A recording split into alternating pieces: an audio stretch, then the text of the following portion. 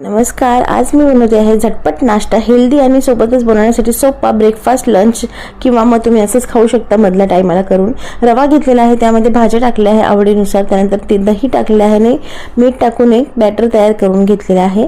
मी इथं गाजर, टमाटर, कांदा वापरते आहे आणि तुम्ही दुसऱ्या भाज्या ॲड करू शकता. चटणीसाठी पुदिना, मिरची, अद्रक, दही, टमाटर, मीठ टाकून फिरवून घेतलेलं आहे आणि चटणी तयार झालेली आहे एकदम झटपट.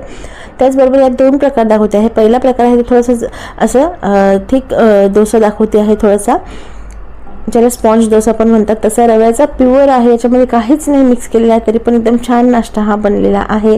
आणि तेच बॅटर थोडंसं पतलं केलं की त्याच्यावर मग तुम्ही पाणी टाकून नंतर असं पातळ बॅटर केल्यास तुम्हाला क्रिस्पी असा कुरकुरीत डोसा मिळू शकतो. तर एकाच बॅटरमध्ये तुम्ही प्रकार करू शकता, तुम्हाला जो आवडत असेल तो तुम्ही बनवून खाऊ शकता आणि एकदम हेल्दी झटपट छान नाश्ता आहे.